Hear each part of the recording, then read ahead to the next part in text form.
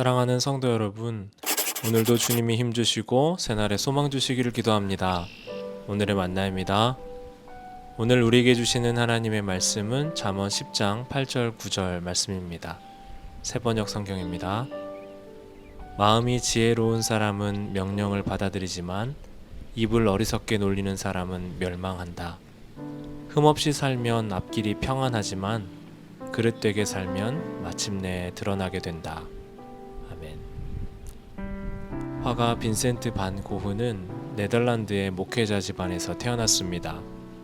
정신질환을 앓으면서 그림을 그렸지만 그 전에는 문학과 신학에 심취해 있었습니다. 그는 일하면서 벨기에의 가난한 광부들을 섬기며 선교도 했는데 가난한 사람들이 겪는 비참함을 누구보다 잘 알고 있었습니다. 광부들과 똑같이 가난하게 살며 함께 탄광에 들어가고 까만 흙먼지를 함께 마셨으며 병자들의 상처를 싸매주고 함께 기도했습니다. 주일에는 말씀을 전했고 어둠 속에 작은 희망이라도 주려고 최선을 다했습니다. 그는 이른 나이 37세에 죽게 되었는데 27세에서 37세까지 10년 동안만 그림을 그렸습니다. 그 기간 당시에 사실주의, 곧 사람이나 사물을 있는 그대로 묘사하는 것이 화풍의 대세이던 시대에 인상파라고 하는 색채가 강렬한 그림을 그렸습니다. 바꾸어 말하면 그는 팔리지 않는 그림을 그렸던 겁니다. 당시 프란시스코 고야라는 유명한 화가가 있었는데요. 그는 궁전 화가로 일하면서 평생 부족함 없이 살았지만 후원자가 원하는 그림만 그려야 했습니다. 반면 고흐는 가난했지만 자신이 그리고 싶은 것을 그리며 살았습니다. 고흐의 유명 그림 중에는 자화상, 해바라기, 별이 빛나는 밤 등이 유명하지만 고흐 자신이 가장 좋아하는 것은 일용할 양식을 감사함으로 먹는 사람의 모습을 그린 감자 먹는 사람들이었습니다. 그는 가난한 이들의 삶에 주목하며 정직한 삶, 또 안락한 삶, 이 두 가지가 함께 할 수 없다고 여겼던 것 같습니다. 그래서 고흐는 노동자의 삶을 가장 가까이에서 함께하며 비록 가난하게 살았지만 정직하게 살았고 자기 자신만의 표현법을 발전시켰습니다.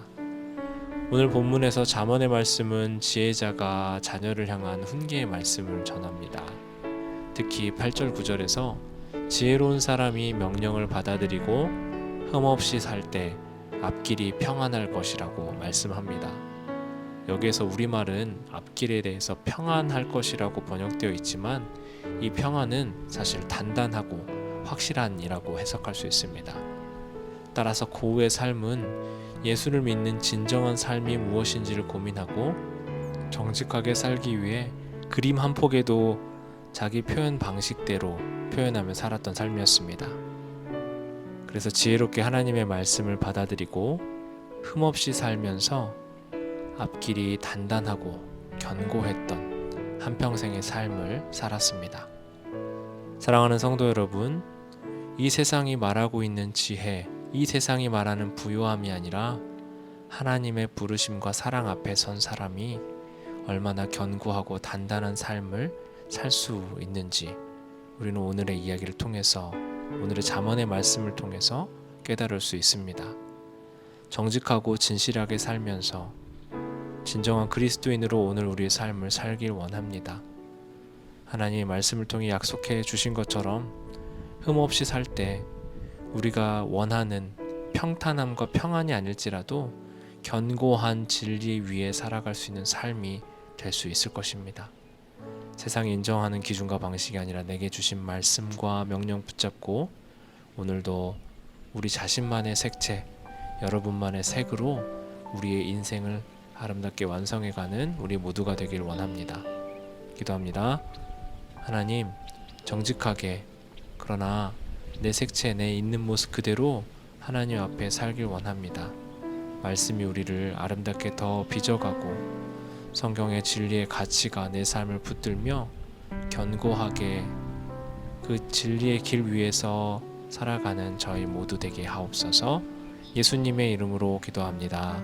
아멘. 성도 여러분 축복합니다. 오늘도 복된 하루 보내세요.